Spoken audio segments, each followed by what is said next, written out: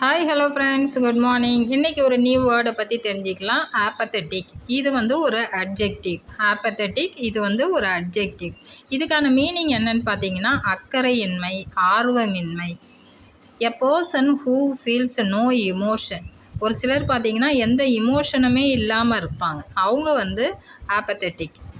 இது ஒரு சென்டென்ஸாக சொல்லும் போது, young people are becoming increasingly apathetic. இப்போ இளைஞர்கள்லாம் எப்படி இருக்காங்கன்னா, எதுலேயுமே ஒரு ஆர்வம் இல்லாத ஒரு நிலையில் இருக்கிறாங்க. Young people are becoming increasingly apathetic. Thank you friends.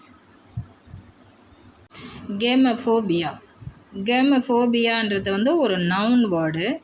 இந்த நவுன் வேர்டுக்கு என்ன மீனிங் அப்படின்னு பார்த்தீங்கன்னா, fear of marriage or commitment. ஒரு சிலர் பாருங்கள், கல்யாணம், சில கமிட்மெண்ட், வேலைகள் இதெல்லாம் செய்யணும் அப்படின்னும் போது ரொம்ப பயப்படுவாங்க. அவங்க கேமோஃபோபியா.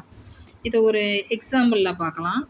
His gamophobia made it difficult for him to maintain long term relationship. இந்த கேமோஃபோபியா இந்த லாங் டைம் நீண்ட நாள் உறவுகளை செய்கிறதுக்கு ரொம்ப சிரமப்படுகிறது.